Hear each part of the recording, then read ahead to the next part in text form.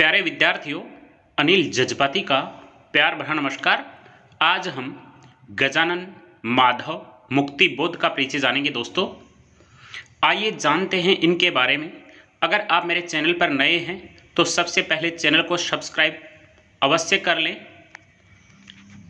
कवि गजानन माधव मुक्ति बोध का परिचय, इनका छायाचित्र आप देख रहे हैं।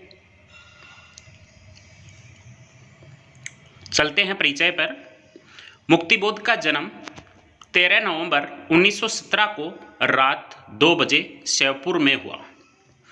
माधवराव पार्वती दंपति के घर में हुआ, यानी इनके पिता का नाम था माधवराव और माता का नाम था पार्वती। शिशु का पूरा नाम रखा गया गजानन माधव मुक्तिबोध। वे माता पिता की तीसरी संतान थे। उनसे पहले के दोनों शिशु अधिक जीवित नहीं रह सके थे, यानी इनके 3 संतान थे, माधवराव और पार्वती थी। इनके 3 संतान थी, जिनमें से 2 थे वो जीवित नहीं रहे। सिर्फ गजानन माधव मुक्तिबोध थे, वो ही जीवित रहे। इस कारण मुक्तिबोध के लालन पालन और देखभाल पर अधिक ध्यान दिया गया। उन्हें खूब स्नेह और ठाट मिला। शाम को उन्हें बाबा गाड़ी में हवा खिलाने के लिए बाहर ले जाता था, यानी जो उनका अर्दली था वो उन्हें घुमाता था। 7-8 की उम्र तक अर्दली ही उन्हें कपड़े पहनाते थे। उनकी सभी ज़रूरतों को ध्यान रखा जाता रहा। उनकी हर मांग पूरी की जाती रही। उन्हें घर में बाबू साहब कहकर पुकारा जाता था। वे परीक्षा में सफल होते तो घर में उत्सव मनाया जाता था। इसके अतिरिक्त लाड़ प्यार और राजसी ठाट बाट में पला बालक हठी और जिद्दी हो गया था। ये नई कविता के प्रमुख कवि माने जाते हैं। मुक्तिबोध का पूरा जीवन संघर्ष में बीता था। इनकी प्रारंभिक शिक्षा उज्जैन में हुई थी। नागपुर विश्वविद्यालय में एमए किया था। 20 वर्ष की आयु में बड़नगर के स्कूल में पढ़ाने का कार्य किया इन्होंने। गजानन माधव मुक्तिबोध ने हंस पत्रिका के संपादन मंडल के सदस्य भी बने। गजानन माधव मुक्तिबोध को मेनिनजाइटिस नामक रोग ने शरीर को जकड़ लिया था। मुक्तिबोध के पूर्वज महाराष्ट्र के जलगांव खानदेश के निवासी थे। उनके परदादा वासुदेव जी 19वीं सदी के आरंभ में महाराष्ट्र छोड़कर ग्वालियर मध्य प्रदेश के मुरैना जिला में पड़ने वाले श्योपुर नामक कस्बे में आ बसे थे। वासुदेव के पुत्र गोपाल राव वासुदेव ग्वालियर के राज्य के टोंक है, वह राजस्थान में है, जिला में कार्यालय अधीक्षक थे। उन्हें फारसी की अच्छी जानकारी थी। इस कारण उन्हें लोग मुंशी कहकर भी बुलाते थे। उनकी नौकरी जिस गांव में होती, वे 1-2 महीना वहां रह आते और मेवा मिठाई से अपना सत्कार कराए बिना प्रसन्न न होते थे। गोपाल राव के इकलौते पुत्र थे माधवराव मुक्तिबोध।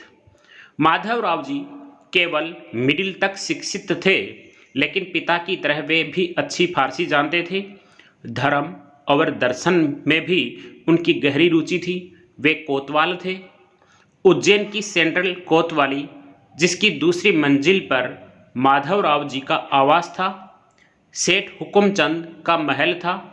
वहाँ सुख सुविधा की कोई कमी नहीं थी। माधवराव जी कर्तव्यपरायण और न्यायनिष्ठ व्यक्ति थे। पुलिस विभाग में रहकर भी उन्होंने हमेशा परले दर्जे, मुख्य दर्जे की ईमानदारी का परिचय ही दिया था। वे महात्मा गांधी के प्रशंसक थे और लोकमान्य तिलक के पत्र केसरी के ग्राहक थे। वे बहुत अच्छे कथावाचक और दैनंदिनी डायरी लेखक भी थे। उनका निधन मुक्तिबोध की मृत्यु के दिन ही हुआ। माधवराव की पत्नी एवं मुक्तिबोध की मां पार्वतीबाई ईसागढ़ बुंदेलखंड शिवपुरी के एक समृद्ध किसान परिवार की थी। वे 6ठी कक्षा तक शिक्षित थी। वे भावुक और स्वाभिमानी थी। हिंदी के प्रेमचंद और मराठी के हरिनारायण आपटे उनके प्रिय लेखक थे।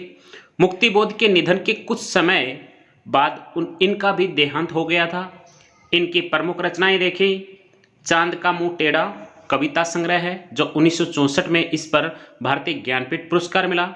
नई कविता का आत्म संघर्ष तथा अन्य निबंध संग्रह है, ये 1964 में प्रकाशित हुआ। एक साहित्य की डायरी निबंध संग्रह है, 1964 में ज्ञानपीठ पुरस्कार मिला। काट का सपना कहानी संग्रह 1967 भारतीय ज्ञानपीठ पुरस्कार मिला। विपात्र उपन्यास 1970 भारतीय ज्ञानपीठ। नए साहित्य का सौंदर्य शास्त्र 1971। सतह से उठता आदमी कहानी संग्रह 1971। कामायनी एक पुनर्विचार 1973। भूरी भूरी खाक धूल कविता संग्रह है, 1980 में प्रकाशित हुआ। मुक्तिबोध रचनावली नेमीचंद्र जैन द्वारा संपादित है, 6 खंड हैं जिसमें 1980 में प्रकाशित हुआ। समीक्षा की समस्याएं 1982 में।